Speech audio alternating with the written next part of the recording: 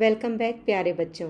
In today's video, we will learn the poem The Raven and the Fox. This classic tale by Jean de La Fontaine, featured in the NCERT textbook Purvi, is a timeless lesson on the dangers of vanity. It explores how a moment of pride can lead to a significant loss when one listens to insincere flattery.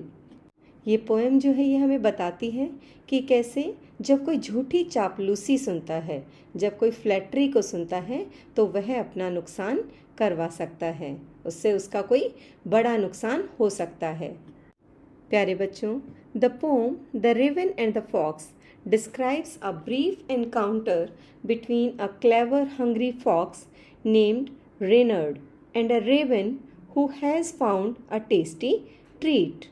प्यारे बच्चों, इस pome में रेनर्ड नाम की एक चालाक और hungry fox है जिसका नाम है रेनर्ड, और उन दोनों की, रेवन और रेनर्ड की एक छोटी सी मुलाकात के बारे में बताया है कि रेवन जो है उसे एक स्वादिष्ट चीज़ मिली है खाने की. Through their interaction the pome highlights a psychological trap. People often lose their logic when they are being complimented. और इस पोम के थ्रू बताया गया है कि किस तरह से जब लोगों की तारीफ होती है तो वो अपना लॉजिक जो है वो खो देते हैं. तो चलिए शुरू करते हैं अपनी poem. Mister raven was perched upon a limb and Reynard the fox looked up at him. For the raven held in his great big beak a morsel the fox would go far to seek. प्यारे बच्चों, एक bird है mister Raven. क्या आप जानते हैं कि Raven कौन सा बर्ड होता है? रेवन क्रो फैमिली का ही एक बर्ड होता है, लेकिन वो क्रो से थोड़ा सा साइज में बड़ा होता है. तो यहाँ पर इस पोम में रेवन जो है he is sitting high on a tree branch feeling secure. और यहाँ पर जो मिस्टर रेवन है वो पेड़ की एक डाली पर बैठा हुआ है और रेनर्ड द फॉक्स जो है वो नीचे ज़मीन पर बैठ करके लुक्ड अप एट हिम, और वो मिस्टर रेवन की तरफ देख रही है. और प्यारे बच्चों, रेनर्ड द फॉक्स जो है वो रेवन की तरफ क्यों देख रही है? क्योंकि रेवन की बिग बीक में यानी कि बड़ी चोंच में एक मॉसल यानी कि खाने का टुकड़ा है जिसे फॉक्स खाना चाहती है. Said the fox in admiring tones. My word, Sir Raven, you are a handsome bird. Such feathers. If you would only sing, the birds of these woods would call you king. अब fox जो है वो अपनी trickery start करती है, वो अपनी चाल शुरू करती है, और वो किसे यूज़ करती है? अपनी एडमायरिंग टोन को, अपनी तारीफ भरी आवाज़ को शुरू करती है. किस चीज़ के लिए? कि वह रेवन को इम्पॉर्टेंट फील करा सके. Fox uses admiring tones to make the raven feel important. और वो उसे क्या कहती है? Handsome and praising his feathers. वो उसे handsome कहती है और उसके पंखों की तारीफ करती है.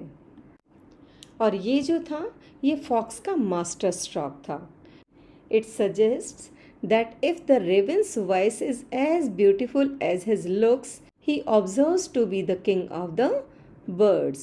लोमड़ी जो है वो अपना मास्टर स्ट्रोक चलती है और वो कहती है कि अगर रेवन की आवाज़ जो है वो उसकी लुक जितनी ही खूबसूरत है तो वह पक्षियों का राजा बनने के लायक है, यानी कि उसे पक्षियों का राजा बनना चाहिए.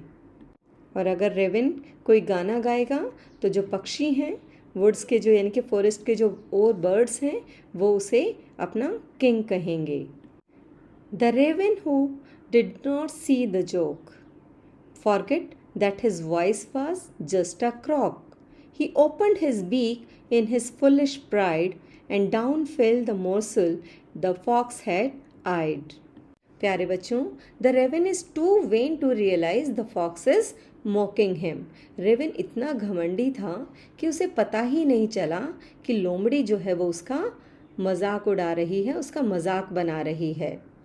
He forgets that his natural voice is as harsh as croak, not a beautiful melody.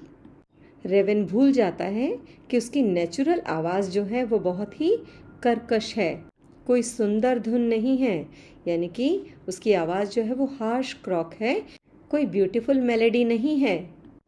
And driven by foolish pride the raven tried to sing. As soon as he opens his mouth, he drops his food, which was exactly what the fox wanted. और अब जो बेवकूफ़ी भरे घमंड में Raven जो है वो गाने की कोशिश करता है, और जैसे ही वह गाने के लिए अपना मुंह खोलता है तो उसका खाना गिर जाता है। और ये कौन चाहता था? ये रेनर्ड द फॉक्स चाहती थी। हा हा, laughed the fox. And now you know, ignore sweet words that make you glow. Pride, my friend, is rather unwise. I am sure this teaching is quite a surprise. प्यारे बच्चों, after eating the food, the fox laughs. अब खाना खाने के बाद fox जो है वो जोर से हंसती है और रेवन को एक लेसन भी देती है। कहती है कि चापलूसी करने वालों पर भरोसा मत करो, फ्लैटरर्स को ट्रस्ट नहीं करना चाहिए। और फॉक्स कहती है कि घमंड करना बेवकूफ़ी है, प्राइड इज़ अनवाइज। प्यारे बच्चों, ये जो पोम है ये हमें फ्लैटरी और वैनिटी के डेंजर्स के बारे में बताती है, और ये हमें सिखाती है कि हमें खुद के बारे में पता होना ज़रूरी है। अगर रेवन को पता होता कि उसकी आवाज़ सिर्फ एक कर्कश आवाज़ है तो वह बेवकूफ़ नहीं बनता। और मीठे शब्दों से यानी कि स्वीट वर्ड्स से हमें सावधान रहना चाहिए। Pride leads to fall. When we become too focused on our own glow or ego, we often make mistakes that cost us dearly. प्यारे बच्चों, कई बार जब हम अपनी ईगो पर बहुत ज़्यादा ध्यान देते हैं तो हम अक्सर ऐसी गलतियां करते हैं जिसकी हमें भारी कीमत चुकानी पड़ती है। प्यारे बच्चों, बहुत बार हमारी अपनी लाइफ में भी कई बार हमारे फ्रेंड्स जो हैं they might flatter you by saying you are so cool, you are so brave, I bet you could do. और अगर आप सिर्फ उनको प्रूव करने के लिए अगर वो काम करते हैं तो आप भी उस टाइम पर फुलिश प्राइड में यानी कि रेवन की तरह ही एक्ट करते हैं। तो इसीलिए हमें पता होना चाहिए कि कौन हमारी सच्ची तारीफ कर रहा है या फिर कोई हमें मैनिपुलेट करने के लिए कुछ अपने मीठे शब्दों को बोल रहा है।